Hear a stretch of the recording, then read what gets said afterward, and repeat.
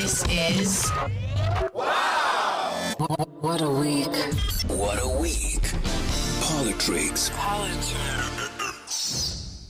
Eita Dumelang, hello, how you doing? Welcome to another edition of WOW What a Week, hashtag PoliTricks with Botsang Modimowame Moiloa.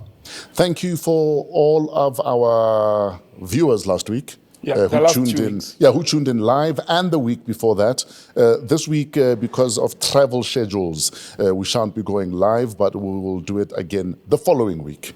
Because I think we enjoy the live shows, don't we? Thank you, brother man. I seriously enjoyed. Very interesting. With all the glitches and challenges. It's a teeth in face. Yes. And I hope the followers and the viewers will bear with us, help us to improve, because some of the suggestions came from them. Absolutely. Even angry suggestions like, hey guys, if the quality is bad, go back to recording. But anyway, good morning, Tato, and good morning to the followers and the viewers and subscribers. Thank you. I think first things first, happy Independence Day, Botswana, amid pressure from the global north regarding mining and wildlife. What are your thoughts on this? Happy Independence Day. You know, I always call it, that's why the global north, particularly England, that our people should know that actually, 58 years now? Yeah. 58 years ago, on the 30th of September, the British colony handed over independence to the Republic of Botswana. No, Bechuanaland. Bechuanaland. Bechuanaland, as they called it. Yes. And they called it that because they couldn't be bothered to actually make an effort. And that's what it was. To say Botswana. And then the Nats didn't call it Gaborone, they called it Gaborons. So there were literally signs when you're driving from about Rustenburg, Zeerast, to the border. The signs literally said Gaborons. Despite the map says Gaborone. The Nats were like, we don't care. But what's worse is when I joined the then Department of Foreign Affairs and Information. Yes, sir. Everybody, because I tell people in the diplomatic circles, you call the country you're posted in with the capital city. Yes. So when you say the South African rep, you don't say to the US, you say to Washington. Yes. Because the one in New York may be for the UN. You say the South African High Commissioner in Gaborone. Okay. And you know what they were saying? Gaborone. Yeah.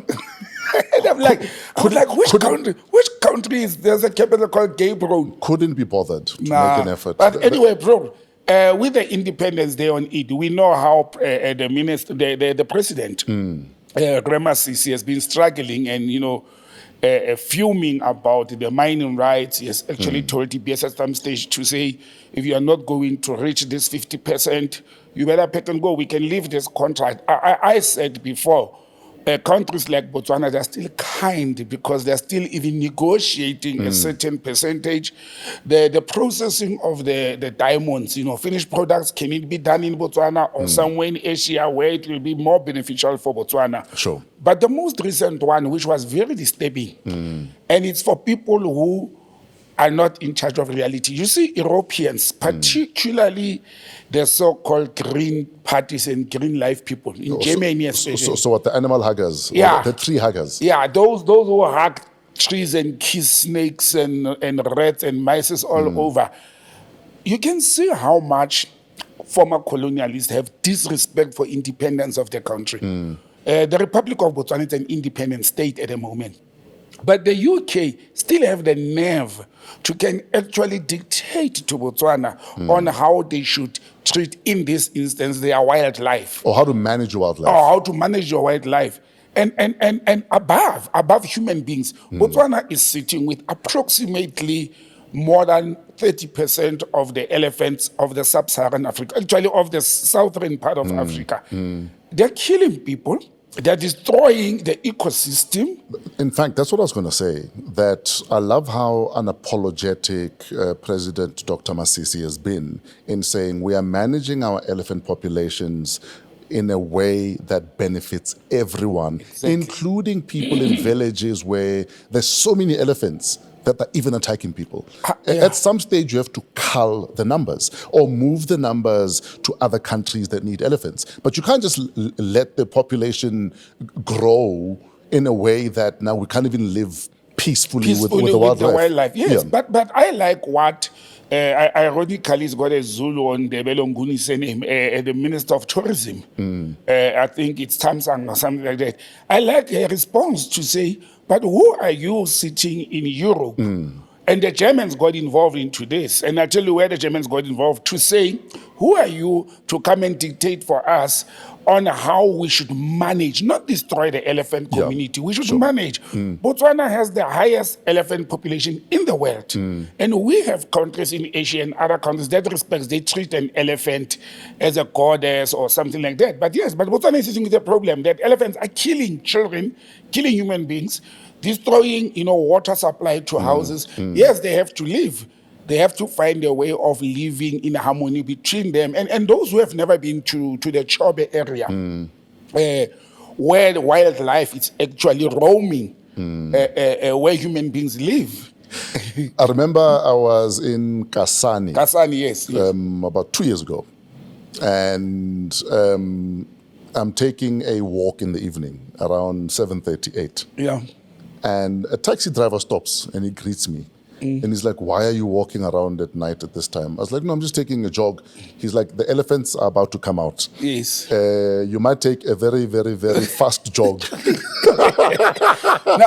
Because the elephants literally live within where the people are. Yes, and other wildlife. Exactly. Especially what we call it, the wild pig, the warthogs, the elephant. Yes. In some instances, actually, I used to frequent Kasane because of the Kasungula Bridge. Oh, yes. So due to my duties, I had to be in that area almost every 6 months. I always tell people, if I marry again, my honeymoon is going to be at the Chobe area. And there's a very beautiful history also. But what I'm saying is now Botswana has embarked on a process to say we have excess supply of elephants. And they opened up what the previous president, General... is it Ian Khama? Yeah. It's a lieutenant, or is a lieutenant general? Yes, it's Ian Khama. Ian Khama, yes. Yeah. The last president before Masisi. He had kept, what do they call it, trophy hunting for elephants. But the current administration had to open it because it was becoming too much that, the excess supply. And now the UK and others who are benefiting in hunting elephants and having these trophies like they've done in hunting lions in Zimbabwe and South Africa and Namibia, they were excited about it. But there are those who are supposed to be wildlife conservationists or whatever, and they are against this. Now Botswana takes another effort, and Germany gets into the picture. Botswana takes another initiative, Tato. And people will say, I'm sitting here and I'm talking about my homeland and I'm too protective. This part of Africa. Sure. Botswana takes another initiative. They say our neighbors or our fellow Africans, Angola and Mozambique, due to their wars in the past, they've lost a tremendous number of elephants. Sure. And therefore they will export some to those countries. Get what the Germans and the British are saying? Yeah, but you are distressing these animals in transporting them to those countries. So you transport them so that they can graze in the wildlife where they are needed. They complain. You open for trophy hunting at a limited period. That trophy hunting license of Botswana is open until the 31st of January 2025. You understand? So normally hunting period ends around August, September. They've extended until end of January. They're still complaining. And I was sitting there and I'm saying, but who are these people that they can come and complain when they are actually hunting diamonds in Botswana, and it's okay for them when it suits them? And you know what the President Masisi said? He was so upset. He said he will take a number of Boeing 747s and load these elephants and drop them. In fact, I laughed. I think this was in April, where President Masisi was like to Germany, no, we can send 20,000 elephants to you then. I think President Masisi, you love the elephants, you want them. You can have them. You can have them. While Israel is busy dropping bombs in other countries, he must go and drop elephants in Germany and the UK. But you know what? Thumbs up to Botswana again. Congratulations to President Masisi and fellow Botswana for their independence. And they're starting to show what is the meaning of independence. Sure. We're not going to let our former colonial masters to continue dictating for us as a country. And thumbs up to Botswana. They are known to be very peaceful people who can fight. Sure. But on principle, Botswana will put their foot down. And Germany must focus on paying reparations to Namibia. Exactly. We haven't forgotten. Before they talk. We haven't forgotten. We must pay reparations to all the people you massacred in Namibia. Exactly. Yes. Anyway, don't be angry like last week. Okay, calm down. It's actually upsetting how condescending these people often are. That they continue to treat us exactly like they did 300-400 years ago. Like we're savages and we need to be civilized. And that they have the key to our civilization. They don't even care about the human life. Botswana says these elephants are killing children. And now we want to do it. I think the district mayor or governor of the Chobe area is a lady in Botswana. She was saying even when we sell these elephants or we take them for trophy hunting or what, normally it's old elephants that can't breed anymore. Sure. They have reached the age of, they are no longer breeding age, but also the revenue, no matter how little it is, and the Germans and the British says, but that's too little, man. Little for who? Little for who? Some of the revenue that Botswana is using in curtailing this elephant, it's building schools, building clinics, helping victims of attacks by elephants. And these countries, when there are these attacks, they don't care. They don't sit and say to the government of Botswana, you're not protecting your citizens. They're not saying that. They're like, that those citizens die, it's okay, but elephants must not be killed, must not be touched. But anyway, thanks, my brother. Let's move on. Minister Thembi Simelane continues to be embattled. Yes. What's the latest, sir? What's the latest? Well, what happened before this current week?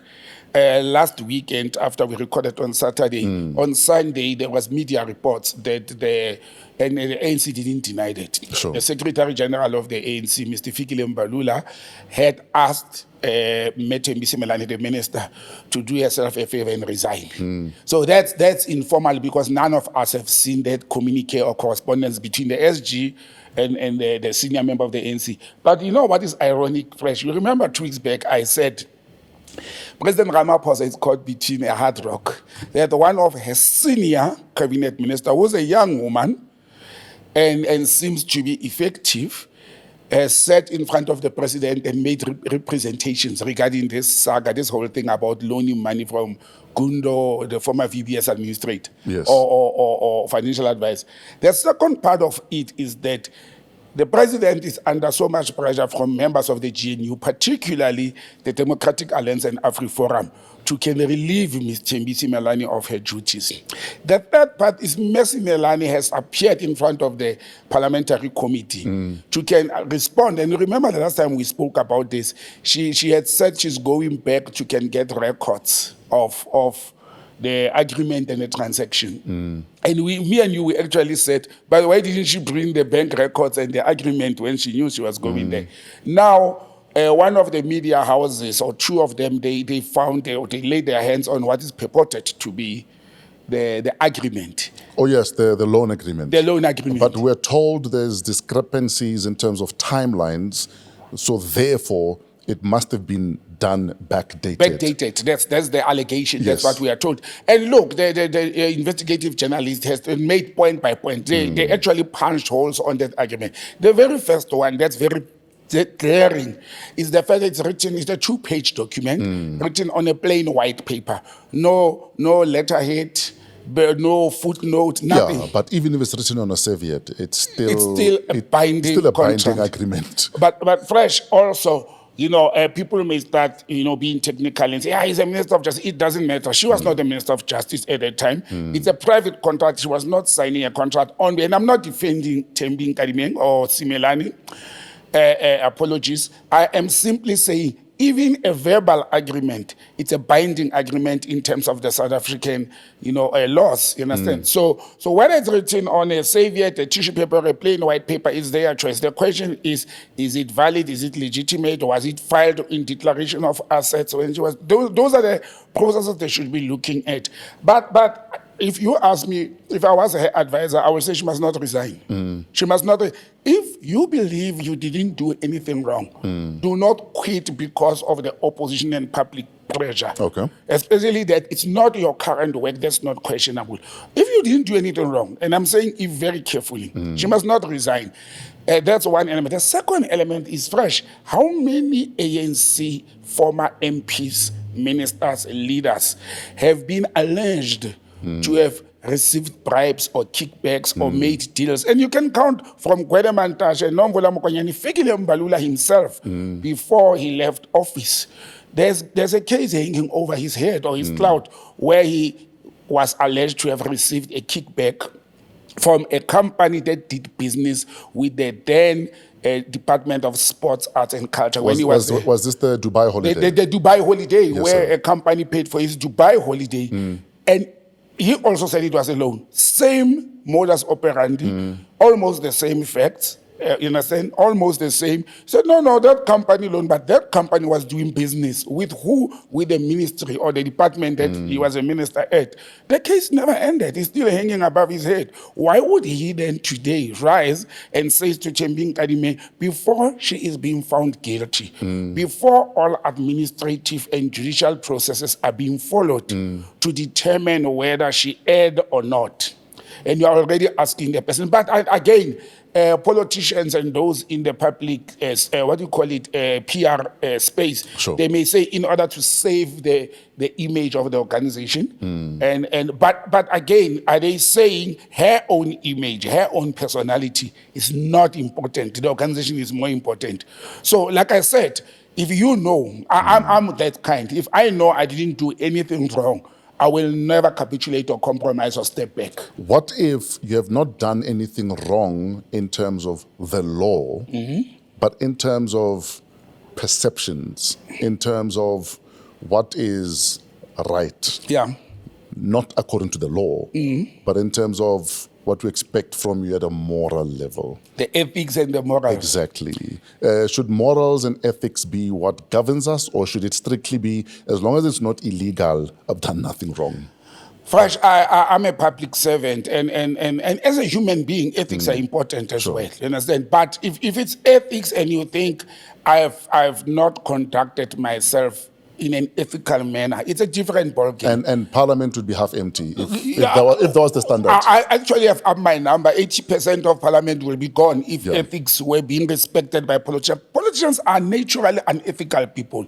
I mean, to be a politician, you have to be unethical. It's one of the unwritten prerequisites. Why would then a politician not act against their political parties? Simple example. All of them, the ANC or the DA, they've done wrong. They know that their party has made wrong decisions. Sure. They know that their organization, that's why I always say to people in the ANC, you're all corrupt. And their president said that. You know why I'm saying that? Because they know that the ANC has been funded by proceeds of corruption. Sure. The organization, not them, whether by white capital or by their ministers and members who have been deployed in government to get kickbacks, then they fund the organization. You know, you are sitting there. You didn't steal any money. You didn't put any money in your pocket. But your organization that is buying you T-shirts, deploying you, is doing that with the proceeds of corruption. So you are unethical in your accepting to be deployed by an organization that is corrupt.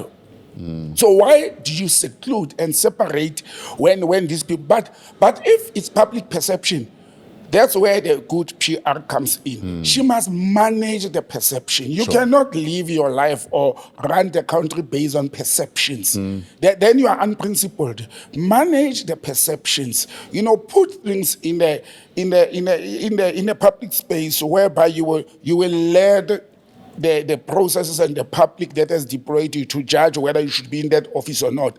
But anybody who's going to call for Thembisi Melani to resign based on perception, I will say Thembisi Melani must rise and ask all her comrades to resign as well, because they are one way or the other implicated in some form of corruption and maladministration. All of them that are implicated. Fikile Mbalula, Nomvula Mokonyane, Gwede Mantashe, President Ramaphosa, Deputy President Mashatile, all of them, they must do the same thing. Have honor, show ethical conduct, and step aside.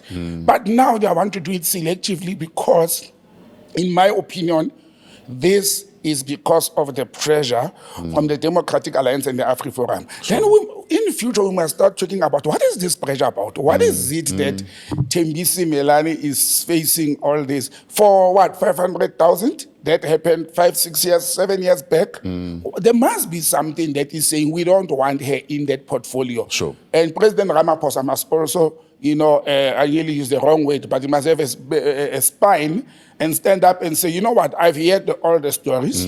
I've listened to your presentation. I've heard what the parliament is saying. Let the parliament process end, not what the media suggests. Sure. Let the parliamentary process end, and the president must decide, no, I'm not relieving her of her duties, or no, I'm relieving her of her duties. Sure. It is the presidential prerogative to appoint them and to also dismiss them. And when it's done, he must go to those DA ministers who have been boycotting the imbizos and tell them also they are conducting themselves unethically by refusing to attend public gatherings that are meant to address the needs and concerns of the citizens of this country. Now, on Tuesday, Action SA, a political party, went and laid criminal charges against Minister Simelane. And then on Wednesday morning, the Hawks announced that they're going to be investigating said charges. What are your thoughts on the Hawks standing up and saying we're going to look into things? That was quick Hawks. The Hawks that do not have money. The Hawks that has been struggling with cases pending from as far back as 2 years back through the Zondo Commission. That was very quick. Action SA, I listened to their spokesperson interview in one of the radio stations. They are basing their charges on the exposure of Media 24 and what is the other media house, Daily Maverick. Sure. They are based it on that. But the fact that the police station has accepted the charge and to conduct an investigation, and the Hawks have stepped in to say that it means there may be some form of prima facie, material that is sitting in front of the police authorities. So I think the police are taking this matter very serious. It is up to Minister Thembisi Melani to go and defend herself as well, you understand? So I think afforded a fair opportunity to go and present a case. If she's guilty of something, she must come and tell us. But I always say, let us not run to conclusions before there are proper investigations. People's lives have been destroyed in the public service in South Africa because of allegations. And once it's in the media, they paint a very worse picture that will say this person is already guilty. So you are being charged by perception and by the media. But again, it also still says it lies in the hands of Simelane and Ramaphosa to make a decision on this whole thing. But knowing organizations like the AfriForum, Action SA, and the police services, once they run to that point, there must be some sparks in what is in front of them. And it's unfortunate that it's 90 days, 3 months into the position, and these things come up. And it's an unfortunate, but it's also maybe a good thing because it may be the beginning of cleaning the sea. The sea is cleaning itself. So this GNU, they are pimping each other, they're exposing each other, they are charging each other. It may be a good thing. Let them do it, because when we did it as analysts, as observers, or when activists and the public were complaining about the conduct of politicians, we were never taken serious. Now, when it's them eating each other, I think it will be a good thing. Like I said just over 100 days ago, when the idea of a GNU was touted, I think the GNU is the best thing that's going to happen to this country in a while. Watch. He's going to keep on repeating this one because we differed on that. Then you were cocksure and you said, watch, this may be what the country needed. You are the analyst that day. Now, before we move on to the next issue, because I had totally forgotten that Minister Simelane's maiden surname is Nkadimeng. Remember last week we spoke about Vernon Nkadimeng? Yes, your neighbor in Botswana. My neighbor who was assassinated via car bomb the winter of 1985. Yes. So Minister Simelane at the time would have been about 10 or 11. Okay. Because I think I was 12 at the time. I wonder if they're related. Actually, I don't know, but I thought the Nkadimeng surname was not the maiden surname. I thought it was from her previous marriage. No. It was her maiden surname. I don't know. I thought it was the marriage before the Karitu Simelani. Oh, no. Yeah, it's Phumelele Simelane Nkadimeng. Yes. So she's married to Nkadimeng. She was. She was married to Nkadimeng. She's now married to a Simelani. But that's what I'm thinking. But like I said, I'm curious as if they're related or not. I think the ex-husband, Nkadimeng, was the brother to Vernon. Probably, ne? Most probably. It's for you to go and do that homework. I must do the homework and dig. Yeah. I will do that. E-tolls are back to haunt us. They must not come. because I remember when Premier Lesotho said, the gantries are going to go. Yeah. Although it's been a song until the song finished. And there was talk of they're gone. And I think they alluded to that we might get refunded if we've paid or something weird like that. Yes. Now we're being told if you owe, you must pay. No. If you owe, yes. So what the current minister, my ex-minister, Chikunga, Sure. When this decision was taken, you remember they even had a ceremony to go and switch off the countries in the middle of the night at midnight, which I thought it was a fruitless exercise. That why would you go and have a ceremony to switch off the countries? It's a photo opportunity, and to do what? To do a wrong thing. But also, politicians will take pictures of the opening of a tap. So I don't know why you think it's unusual that countries being switched off is not a photo op. Well, when they were switched on, there's an opportunity to say the countries are here, we're starting a project. Now you are actually shutting down a failed project. We are still spending money. Because to go and have that photo shoot is money. There were staff members working that night and all those. But nonetheless. And you're paying overtime because it's after hours. Yeah, it's after hours. It's double the overtime. For what? And she was left with 1 month in office. Yeah. But what happened at that time? So what? The previous minister said those who owe the Botsangs of this world, sure, they still owe the state the money. Okay.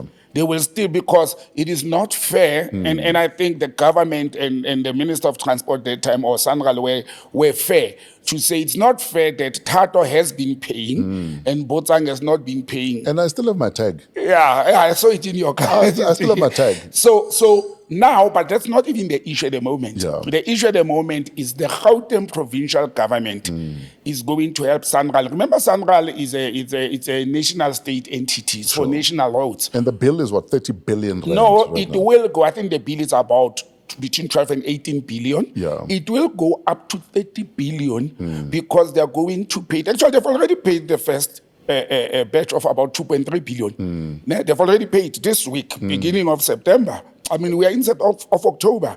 Now, because they are paying this over a period of the next, say, 3 to 5 years, sure, it will amount to 30 billion. And that's what I'm questioning. You owe the suppliers or the service renders or whoever. The investors. Yeah, the Austrian, I don't know whether it's Austrian or Australian company that came with these countries. You owe them money. And other service providers, those who were, for example, used to come and collect and remind us, those lot of letters that I used to get through the post office, those offices that they had in shopping malls or kiosks to try and encourage people to, that's money involved in that, and there's contracts that were involved, so those people must be paid. Now, why? And I know the government will stand up and say, we don't have money, but Fresh, let me use Public Administration 101. You owe a service provider between, let's say, 15 billion for countries or for e-tolls. You want to pay 15 billion over 3 years, and you are going to end up paying 30 billion. What madness is that? Why do you want to pay interest? You see, this is where corruption happens and maladministration. You understand? I think, and this is Botsang talking independently, yes, I think the benefactors of the e-tolls will still get their money in full. They are 30 billion rents in full. No matter whether the service is rendered or not. Because remember, this was not like you put gantries in and people pay. It was, you have to render that service. In the transport sector, they call it a user pay principle. Yes. So you pay in the process of using. Those who don't use those roads, they don't pay. You understand? Now, You are going to pay these people 30 billion in total because of the interest that will accumulate over time. And I think it is not a wise move from the government. As much as they managed in the last week to find 2.8 billion to pay to do the first payment, they could have easily went to the treasury and say, let's talk, let's veriment funds. I've spoken about verimentation of funds in government many times. What is that? When you have an allocated and approved budget, Yes, sir. in a certain financial year, let's say 2024, 2025, and then you've got crisis, like for example floods or whatever, you get the treasury regulations allows you to move funds from one allocated item to a priority item, but you must motivate and get a permission for doing that. They are still not telling us where will they get the money that will pay for these countries or the e-tolls debt. They are not telling us. They say they've engaged the Treasury, they've engaged the Department of Transport and Sanral. Everybody is working together, which is beautiful, which is good. But it is still our money, fresh. It is still public monies. Why would you not veriment funds and use funds that many government departments, we know that in Gauteng it happened, not to say health is important, but we know that in Gauteng, the same government has returned money that was destined for health in the last financial year to the treasury because it was not used for whatever reason. Yeah. Now, I'm saying there are so many items in a budget of a state that it does not mean when they've given you 300 billion, you are using the entire 300 billion. Sure. If you've got competent public administrators sitting there and monitoring the utilization of the budget, they can see that by the time the financial year ends, this money on this item is not going to be used. Yes, sir. Then we can move it to avoid paying interest. So all I'm saying is the government should be avoiding to pay interest. They should pay off the debt. We owe that money.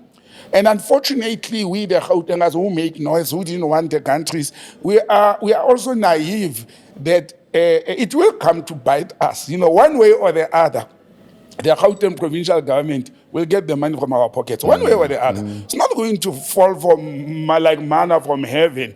We may not be paying through the road taxes. The road tax, but one way or the other, it's us who are will still still going be to pay. taxed. Now, as a taxpayer and a resident of Gauteng and a transport baby, I'm saying instead of shifting that indirectly to the taxpayer, look at unutilized funds within the allocation and do not pay interest. My problem with this whole thing is the interest and paying over time. You can't tell me that Gauteng can't raise 15 billion when these people blow billions, 30, 40, 50 billion every year. Or fail to spend. Or fail to spend and avoid paying interest. You know, people don't understand that interest in a capitalist society is the worst enemy to the consumer. And now the Gauteng government is going to pay a lot of billions. I'm not talking 15 million. I'm talking about between 8 and 12 billion that the Gauteng provincial government will be paying. It's criminal as it is. That is the interest rate. Yes. Well, like I said, I know it's madness, that interest rate, but I think they have done it that way. And So that's it's- my thinking. So you think it's intentional? It's intentional in order to cover and to shut So down the company. we're paying eventually. Yeah, you're eventually paying. Strategically, you are paying for those e-tolls. And sad for those who paid, you are not getting your money back.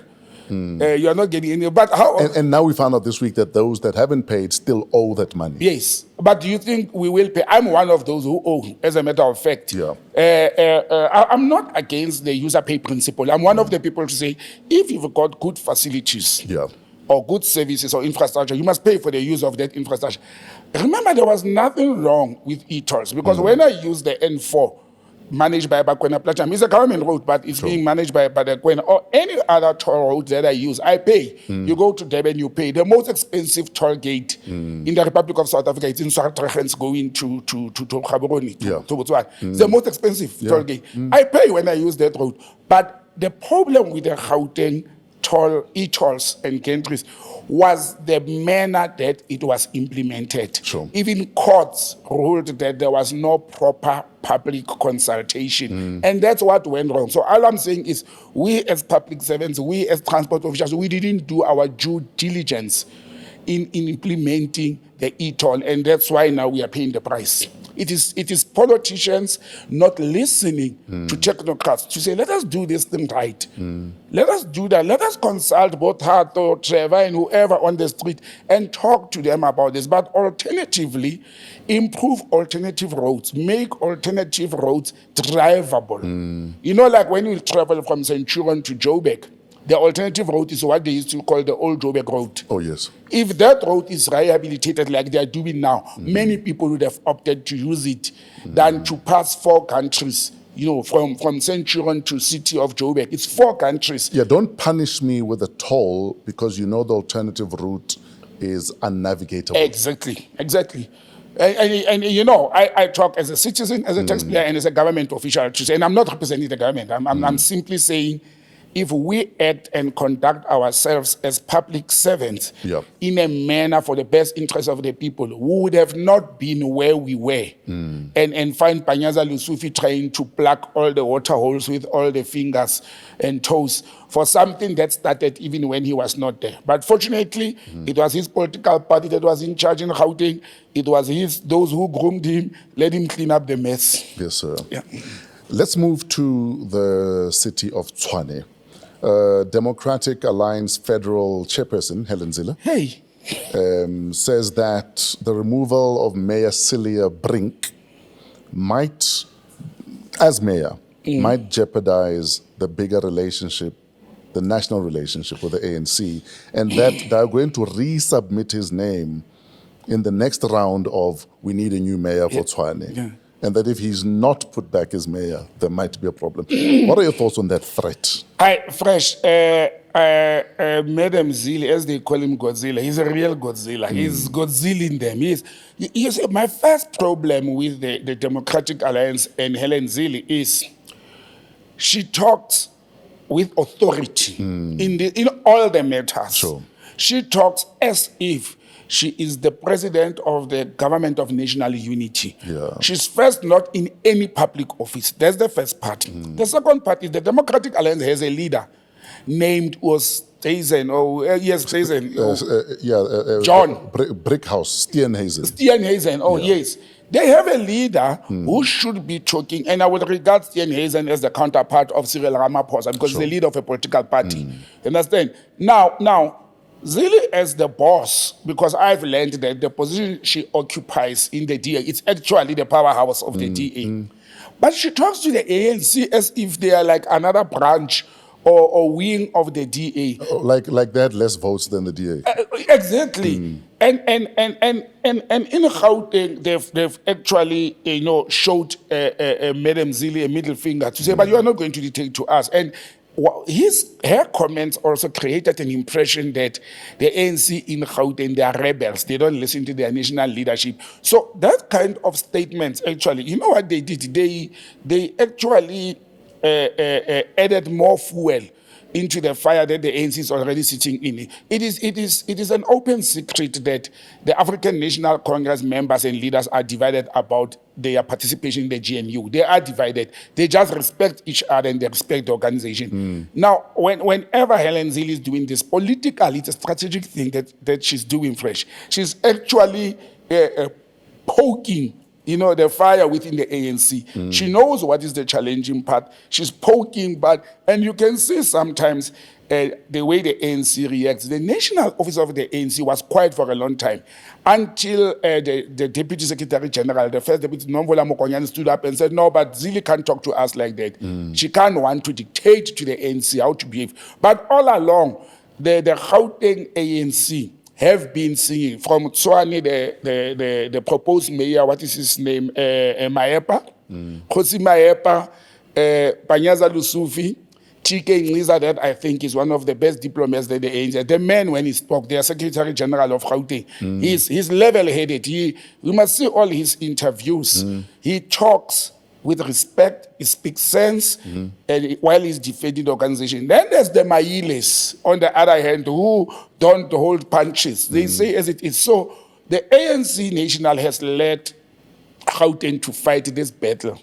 But then you must ask yourself, going back to your question with Brink, or Celia's Brink, the mayor of Tshwane, or the now outside mayor of Tshwane, what is it that the DA or Brink has hold on, and I don't think it's about Tshwane. I know it's the last big metro that they are holding on. I think it's more about Brink, the person, than Tshwane. Why would the DA be prepared to lose Gauteng, to lose Joburg, to lose Ekurhuleni? And with Tshwane, they are fighting with tooth and nail, everything they have in their hands to can fight. But unfortunately, this is not dependent on them. Last week I said, this is going to test the ANC. The vote is actually, as we are recording, they've brought it closer to say they're going to put him again and the ANC must vote for him. I mean, it's a matter of let's see, but the ANC has another problem, as I've said before. Action SA, which is the key maker in this whole process, they are also saying they are putting their candidate, who's the current deputy mayor of Tshwane, as a candidate. The ANC, this is my observation. I met with one of the ANC leaders of Tshwane this week, and the EFF. The ANC is also having a problem. Their leader in Tshwane, it's not a province, what do you call it? The regional leader of Tshwane is not the preferred candidate to be a mayoral candidate. The majority of them in the provincial leadership, they prefer Ntate Kgosi Mahepa, the former mayor, to take over. But Action SA said, no, if you are not bringing your regional leader, we are also bringing our person. So it's no longer a battle of the ANC Action 8 EFF alliance versus the DA. The ANC has problems. I think there's 4 names right now. Yeah, it's Brink.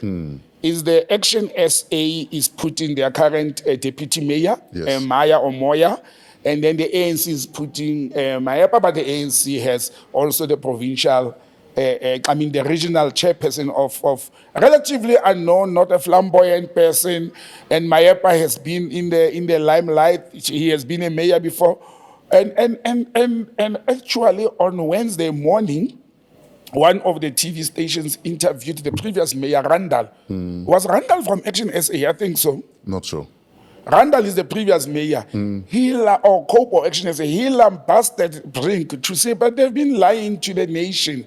Some of the projects they are claiming, as the DA does it wisely, it's projects that he had started before he left the office. Randall Williams, yes, he's from Action SA. He's the previous mayor of Tshwane. He had a short stint as the executive mayor of Tshwane.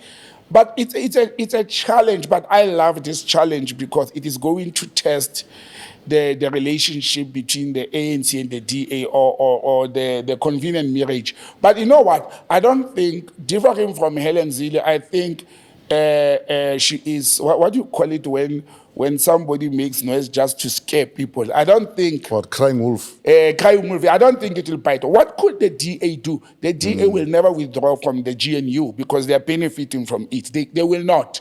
I've heard as T.N. Hazen saying they are going to call for a meeting with the national leadership. That's the correct approach.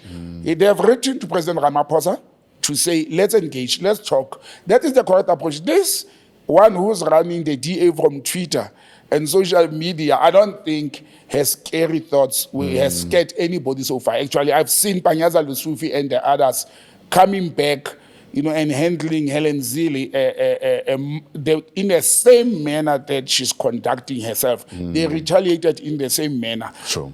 Social media is a modern day form of communication. It causes hype in the country. It reaches people faster than when they are in board meetings.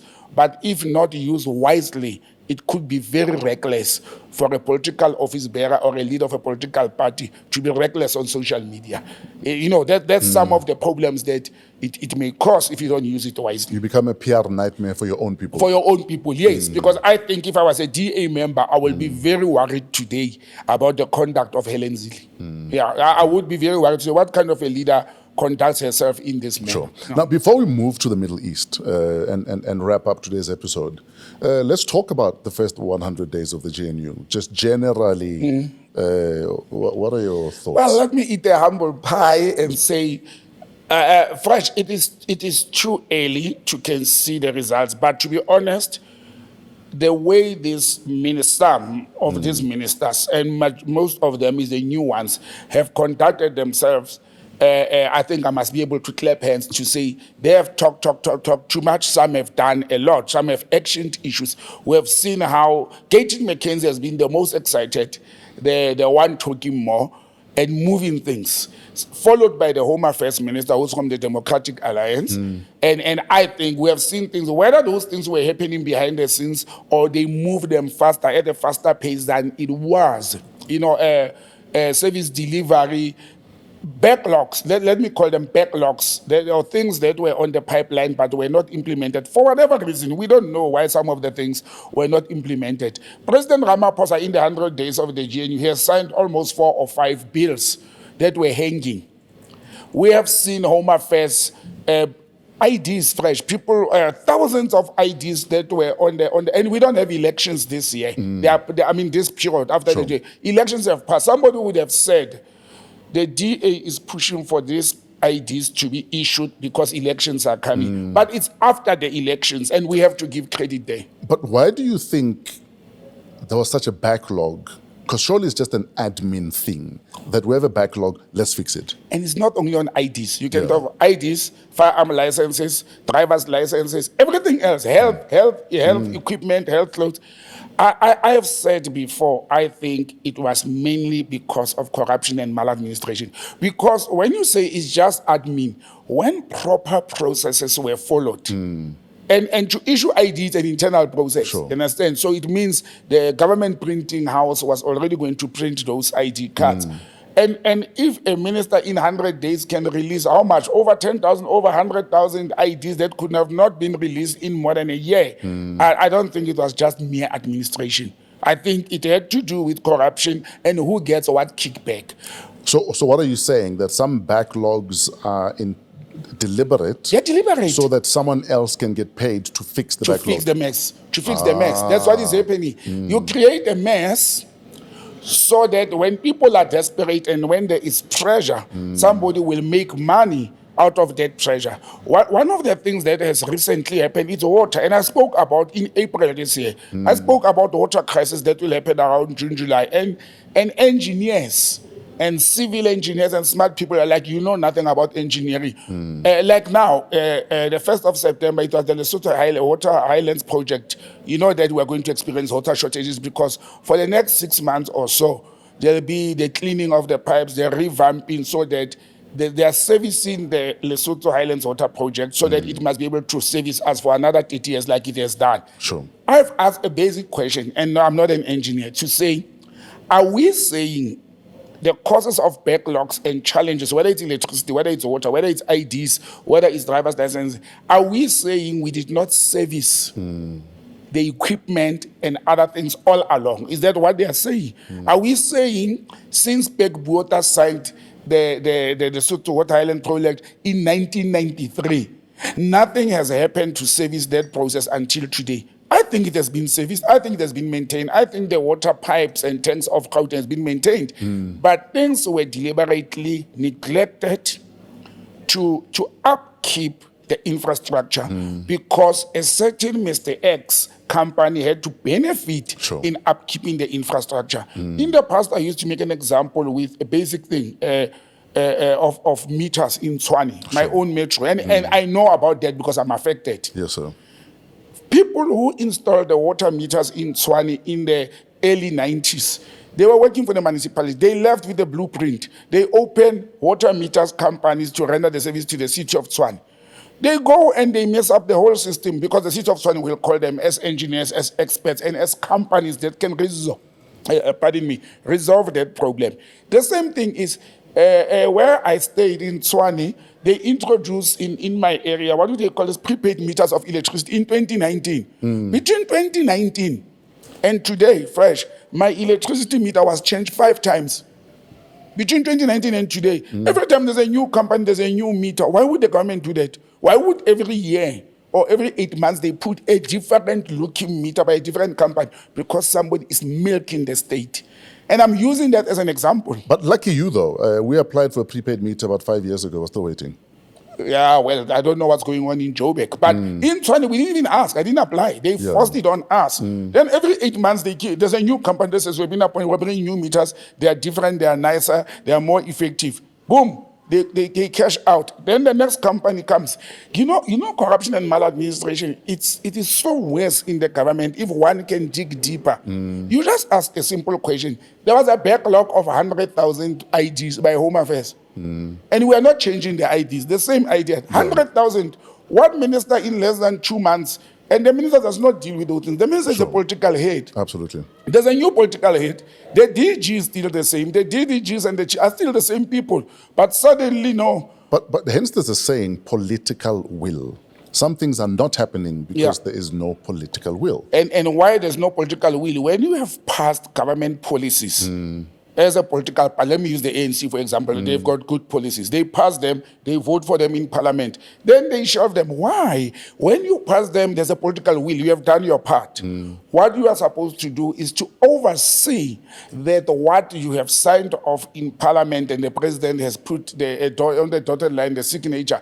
Your duty as a minister or a deputy minister or political head is to see to it that what politicians have decided is implemented. Sure. So I think there's a disjuncture between the political heads and the public administrators, or I call DGs and CEOs of entities and commissioners as public administrators. I think there's a disjuncture there because why would a whole DG refuse to implement what the minister has voted for in parliament? And why would the minister keep quiet about it? To say, I've got this DG who's not rolling this process out. Understand? So that is disjuncture, but that's where, again, your GNU in 100 days, that's where, again, I think I'm seeing things are moving because now you find that it's no longer a deployment of comrades from one political party. You find the ministers from another party, the DGs from another party, or the deputy ministers from another party. In transport sector, for example, the minister is a Barbara Chrissy who's got a very clear record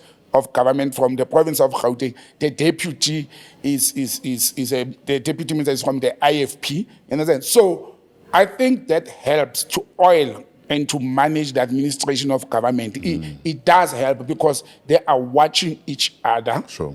They are now being found accountable to each other, which is, I think, it's a good thing. One of the benefits of the GNU is that, in my observation. And I think what a lot of other political parties can and hopefully will learn from the DA is look for the low-hanging fruits if you're looking for political points. And shine. There are low-hanging fruits, and sometimes all it is PRing something that you're doing. Yes. Because the DA have PR'd things that ANC ministers had started already. Exactly. But they're acting like, look at what we're doing. Look at what we are doing at this record time without spending more money. Yeah. And we cannot blame the DA for that. We can call them opportunists. No, they are liars, they're all over the media, but they're acting. They are telling the people what they're capable of doing. You understand? I mean, it happened this week when our club was walloped, and you told me I must not be excited on Saturday morning. Oh, Kaizer Chiefs. Yes. But you know what? Kaizer Chiefs has been doing well for the last 2 games at least.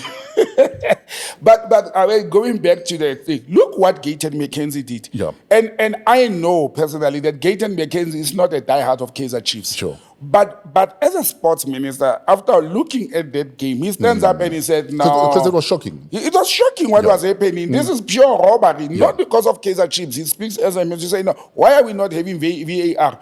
Suddenly, boom, the Danny Jordans of this world, they come out of the clouds and they're like, no, it will be expensive to have VAR. We need sponsors. In that Jordan, it was your duty to go and find sponsor to have VAR. Why are you a leader if you're not leading? Nobody has ever said VAR is cheap. Sure. Nobody has ever said it doesn't need money and sponsors. We are saying it is needed. Sure. Because what is the cost of not having it? Yes, and I can give Gating and I nearly said transport and sport a free advice. They can get money easily for VAR. Yeah. The league is now sponsored by this betting company, Yes. Betways or whatever. Betway, yes. And gambling is becoming prime in South Africa, which are, in my view, dangerous. We can talk about it some other time. Now, we can say to Betway, if we want a fair game and people to bet for a fair game, sponsor the VAR. Yeah, because betting is big money. Surely you want people to bet on something that is legit and has zero room for error. Exactly. So pay for the VAR. Pay for the VAR. So people can bet knowing that I'm not pissing my money away. Exactly. So there's always an angle. There's always. betting, it's a big thing in the country. Yeah. Gambling has become very big in the world, especially in sports. Sure. It has been legalized all over the world. Ask any black child from the 70s and 80s how often dad was betting on horses. On horses. And no one knew Yeah. there was a horse race. No one knew, but dad knew. Yes. I used to be sent to go and collect, and I started learning at a young age, 16. Our videographer Trevor used to be sent as a child, primary school, to go bet on those. I knew all the trifectas and the pixies and all that. I learned them as a child. I'm like, there's money here. Go and collect 100 rand, my son. And I learned that you put only 2 rands, and you can go home with 50 rands that time. So this can be managed. And we must engage these capitalists and the people who are. By the way, it was not stupid to can take over from DSTV or Encasim. They were not stupid. They saw money there. They see business there. Make them to pay. Those who are claimed to be investors, here's an opportunity to invest on VAR in South Africa. Then our lovely, peaceful Kaizer Chiefs will stop being cheated on. That's the least you can do for your betting addicts. They must at least be addicted to something that's clean. Yes, that's clear. At the very least. There's so many people around me who are betting addicts, and I laugh. I don't want to even try once fresh. I'm one of the people who get easily addicted. Sure. So when I know that it's dangerous, I avoid doing that. I don't put money in a machine. Let's speak, in fact, speaking of dangerous, on Tuesday night, Iran sends 200 missiles into Israel. Yes. And I think it was through American intelligence that the Israelis were warned that they're coming. Get the dome ready. Yeah. What's it called? The steel or metal dome. The steel dome, whatever it's called. And Bibi Netanyahu says Iran made a big mistake tonight and they'll pay for it. Fresh. One, Netanyahu and Iran, they've done it 2 months back. Yes. When they sent they doubled now. The last time they sent 99. Actually, I read from the Iranian news agency. And also you're sending, because I believe the element of surprise is often what puts you in an advantage. So it almost feels like Iran deliberately sent missiles that could be intercepted in the bigger scheme of things. I wrote on my social media pages last night to say, you know what, these people are exciting us. They'll give us heart attack for they're playing games. They spend billions. They are upping the arms industry. Sure. And America had to go and send their fighter jets to go and help Israel very quickly to intercept some of them. By the way, I do not believe that is the American intelligence that says that. I've spoken to some of the military experts, and they say they knew, they were informed. That's how it works in conventional wars. Understand? Iran had to inform them to say we will be attacking. Sure. So they did inform the US and they did inform Russia, they did inform Israel that we will be attacking, we will be sending missiles your way. So I think it is also to test the capabilities of Israel intercepting those. Remember the first 99 in April, it was drones, or whenever was it? Yeah. But an airport was hit though. Yeah, with American fighter jets. They will be 1 or 2, targets and some military, that gets hit. But when you look at it, there's not even, when I checked, the last time, there was not even 1 casualty. There's actually 1 casualty, and ironically, I think it was a Palestinian. Exactly. You understand? There's no casualties. 1, 2. They don't even hit military targets. The actual military. The way Israel is bombing hospitals, schools, homes. They are bombing headquarters of the military everywhere. They are bombing headquarters of what they call terrorists. And knowing them, they want to go for oil refineries to punish Iran. To punish Iran. They will do that. Why is Iran playing nice? Yes, we must congratulate Iran for warning Israel and congratulate them for not killing innocent civilians and people. I think they don't want to kill people. I think there's an element of humanitarianism. But I've seen now, what do you call it? Israel said they're sending ground forces into Lebanon for a combat. Yeah, let the soldiers kill soldiers and stop being cowards of releasing missiles from jet fighters that cannot be intercepted, and they land in humanitarian places. And you know, America carries on about how they will stand with Israel because they have a right to defend themselves. Yeah. My question is this. Let's forget about Hamas for a second. Do Palestinians not have a right to defend themselves against unfair occupation, illegal occupation?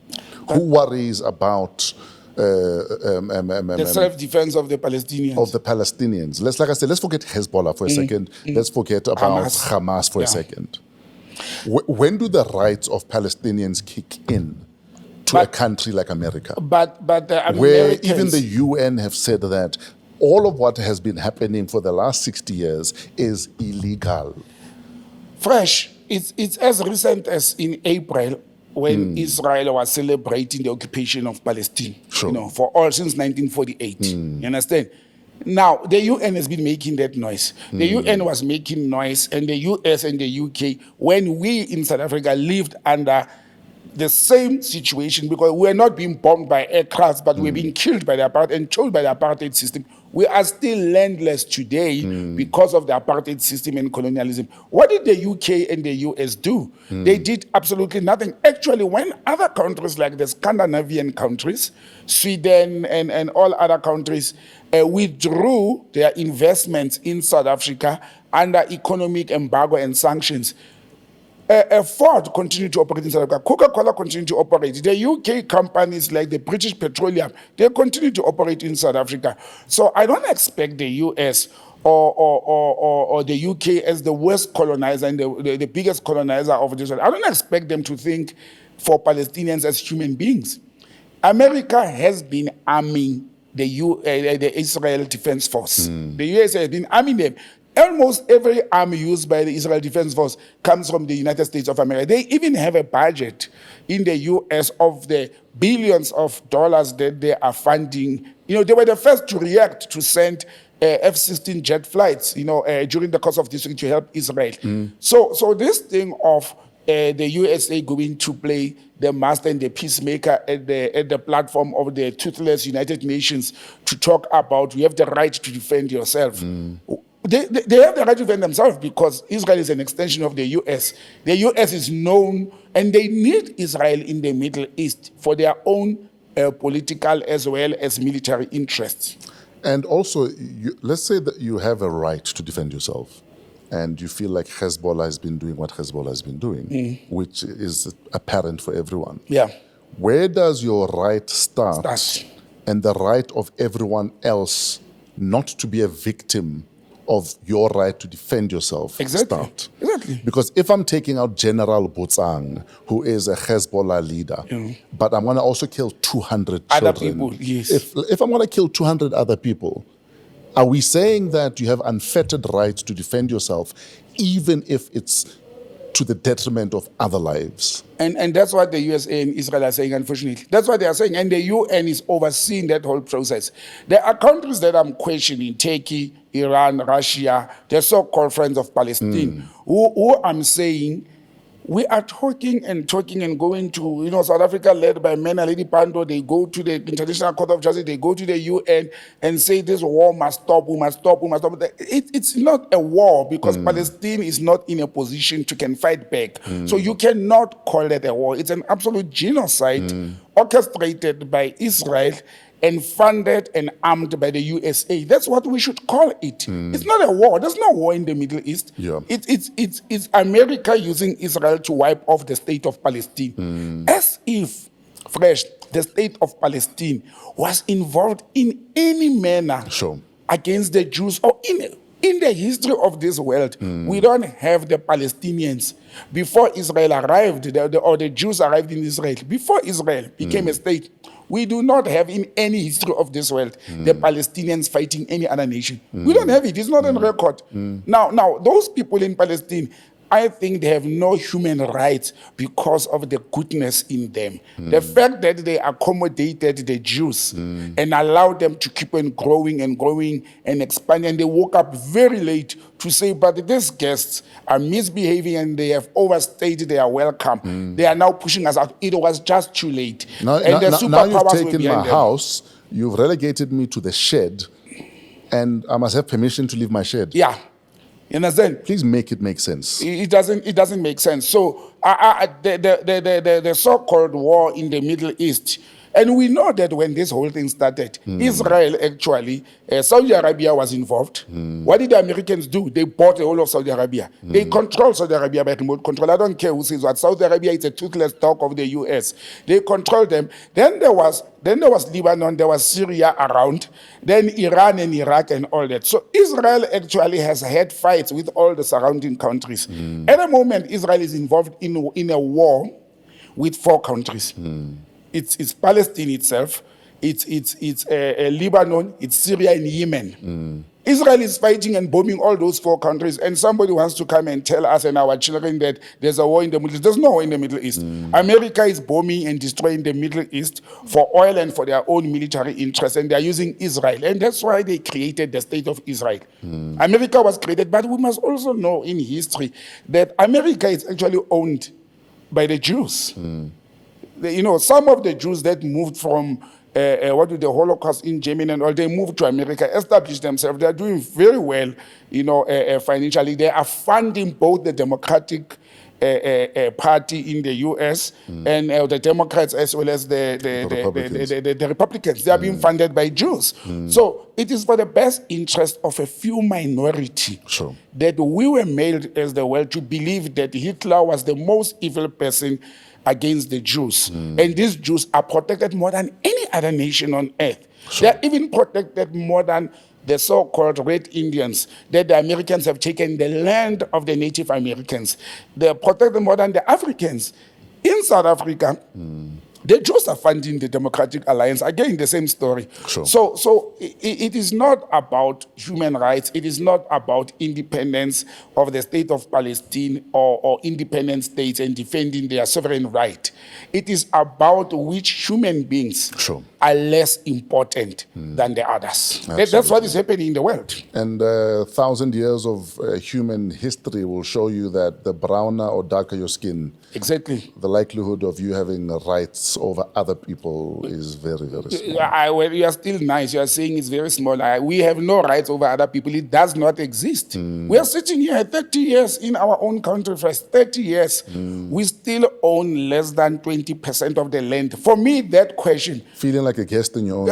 I'm still feeling like a guest in my own land. And the colonial settlers and benefactors of apartheid, they are even more comfortable in our own land. So we don't have any rights over anybody. That's why they even write laws for us. We just accept them. But the problem is no longer the colonizers. The problem is no longer the racists. The problem is no longer the former apartheid people and the imperial. The problem is us accepting what they are imposing on us.